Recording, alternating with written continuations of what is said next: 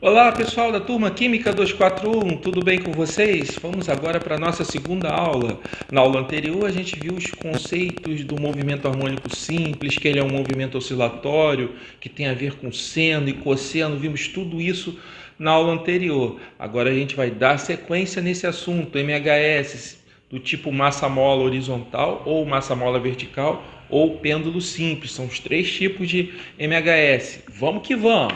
Bom, então a oscilação trata-se de um movimento de vai e vem. Como vocês estão vendo na figura, um sistema massa-mola na horizontal, você solta ele a partir de um certo ponto e ele fica indo e voltando. Da mesma forma, à esquerda você tem o pêndulo simples. Então é um movimento chamado harmônico simples, porque ele se repete em ciclos periódicos. O mesmo movimento se repete de forma idêntica, tempos em tempos, tá bom? Então, esse é um movimento harmônico simples que vamos estudar. O primeiro movimento harmônico simples que estamos vendo é o sistema massa-mola. Na primeira figura acima, ele está na posição de equilíbrio, a mola não está deformada. Se eu puxar até a posição A e soltar, então ele vai ficar oscilando entre a posição menos A e retornando à posição A, conforme vemos nas duas figuras seguintes. Então, um movimento oscilatório, um movimento harmônico simples. Tá? A equação do movimento harmônico simples, que determina a posição desse movimento, está escrito aí embaixo. X, que é a posição, é igual a A vezes cosseno de ômega vezes T mais φ0. Quem é o A? O A é a amplitude. O ômega é a frequência angular. E o φ0 é a posição angular inicial, tá? Ou constante de fase. A velocidade do MHS é a fórmula de cima, V igual a menos ômega vezes A vezes seno de ômega t mais φ0, onde acrescenta aí o ômega, né, que é a frequência angular, multiplicando o A, e é seno em vez de cosseno. E a aceleração, menos ômega ao quadrado vezes A cosseno de ômega t mais φ0. Os valores são os mesmos, tá? A fase inicial, a constante de fase. E podemos determinar aí o período do sistema massa-mola, que é aquele tempo que leva para repetir aquele ciclo que eu falei no início. Esse período é T igual a 2π vezes raiz de m sobre k. Tudo isso nós vimos com bastante detalhamento nas aulas anteriores, tá? Então tem uma analogia do sistema massa-mola com o movimento circular uniforme, tá? Então você vê que numa projeção desse movimento ele vai oscilando do A até o menos A. Por isso que aparecem esses senos e cossenos, por causa do caráter cíclico do movimento, tá? E temos aí a dedução da equação do sistema massa-mola.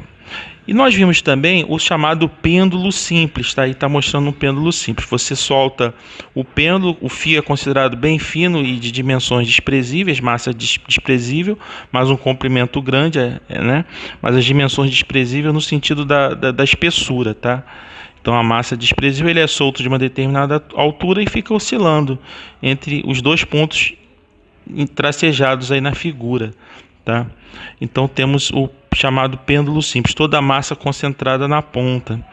Então temos o período do pêndulo simples, que é 2π vezes raiz de L sobre G. L é o comprimento do fio, G é a aceleração da gravidade. A dedução desse pêndulo simples é bem complexa e não há necessidade nessa contingência que a gente está agora, de pandemia e tudo mais, a gente se preocupar tanto com essa dedução, tá? Simplesmente a gente vai trabalhar com essas fórmulas que estão sendo dadas aí, tá?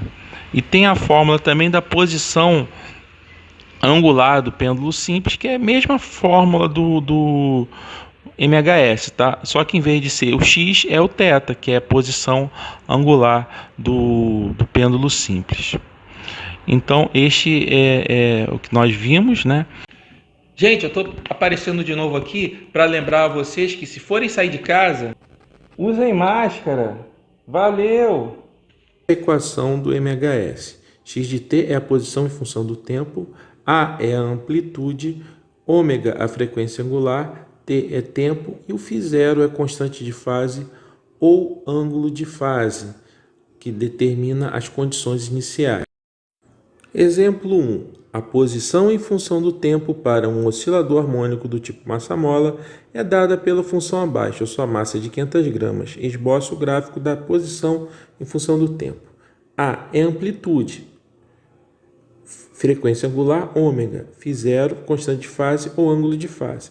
Por inspeção, podemos determinar que A igual a 20 centímetros, amplitude, identificando sua posição. Frequência angular, que multiplica o tempo, é 12π radianos por segundo. E a constante de fase é π sobre 3 radianos. Para determinar a posição inicial, vamos fazer, no lugar do t, o zero, substituindo o zero no lugar do tempo. Multiplicando por 12π dá zero, somando zero com π sobre 3 dá cosseno de π sobre 3. Lembrando que π sobre 3 é igual a 60 graus. Cosseno de 60 graus igual a meio. Substituindo na equação, temos 20 vezes meio, que dá 10 centímetros. Estão entendendo? Tudo certinho até agora? Então, podemos marcar o nosso primeiro ponto. 10 centímetros é a posição inicial. Em t igual a zero, a posição vale 10 centímetros. Agora, vamos determinar os valores de t para x igual a zero, ou seja, onde passa pelo eixo do tempo. Então, igualamos a equação a zero, a equação acima. Tá? Já eliminamos o 20 centímetros. Lembrando que o cosseno do ângulo Q igual a zero, quando Q igual a π sobre 2, 3π sobre 2, 5π sobre 2, 7π sobre 2 e assim sucessivamente. Para todos esses valores, o x de t igual a zero. Vamos começar com π sobre 2, igualando com o argumento ali do cosseno. Então, esse π sobre 2 é igual àquele termo. Fazendo os cálculos, passando o π sobre 3 para o outro lado e descendo 12π, nós temos essa expressão aí. Simplificando, cancelando o π, finalmente chegamos ao resultado. T1, o primeiro tempo, é 0,0278, que está marcado ali no gráfico. Repare que parece que o gráfico desce direto de 10 para 0,0278. Para termos certeza, determinamos o segundo ponto, onde intercepta o eixo do tempo, que dá exatamente 0,1944. Pela distância grande entre esses pontos, verificamos então que o gráfico tem esse formato. Ele desce direto do 10, que é a posição inicial, para o 0,0278 e depois segue o seu percurso em forma de senoide ou cossenoide. Entenderam?